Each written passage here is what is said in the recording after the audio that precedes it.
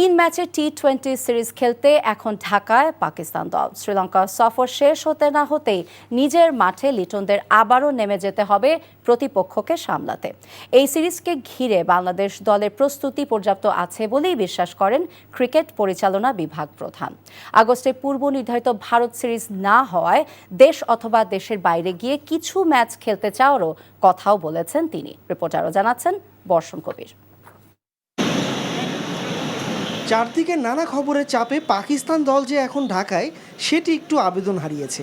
বুধবার সকাল ও সন্ধ্যা মিলিয়ে দুভাগে ভাগ হয়ে বাংলাদেশের বিপক্ষে টি-20 সিরিজ খেলতে এসেছে দলটি, যাদের বিপক্ষে তাদের সাম্প্রতিক অতীতে একচেটিয়া প্রাধান্য ছিল পাকিস্তানের মাটিতে। শ্রীলঙ্কার বিপক্ষে মিশ্র এক সিরিজ খেলে আসা লিটনদের প্রস্তুতি কেমন হতে পারে সেটা নিয়ে থাকে কৌতূহল। স্বাভাবিকভাবে যেহেতু ওরা খেলার মধ্যে আছে সেই মাত্রার প্রিপারেশনের বোধহয় প্রয়োজন নেই, বাট একটু হয়তো অ্যাডজাস্ট করে নেওয়ার একটা ব্যাপার থাকবেই। নতুন টিম, কন্ডিশনটা আবার আমাদের নিজেদের কন্ডিশন, সেটা গত এক মাসে সেটা থেকে দূরে আছি আমরা, সো ওটার সাথে একটু মিলিয়ে না আমার প্রিপারেশন ঠিক কতটুকুই থাকবে পাকিস্তান সিরিজের জন্য। ভারত অগাস্টে না আসায় তাদের বিপক্ষে সিরিজটা পিছিয়ে গেছে 13 মাস। ফাঁকা সময়টায় কি করবে বাংলাদেশের ক্রিকেটাররা তার সুনির্দিষ্ট পরিকল্পনা এখনও গুছানোর চেষ্টা করছে বিসিবি।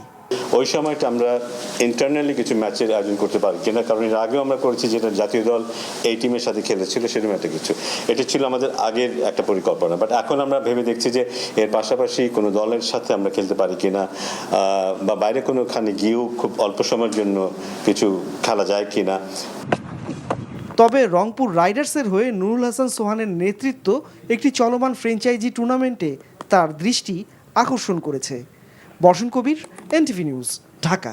বান্ডেল থাকলে প্রতি সেনমানিতে টাকা বাঁচবে। বিকাশ সেনমানি বান্ডেল কিনে জিতুন প্রতি লেনদেনে।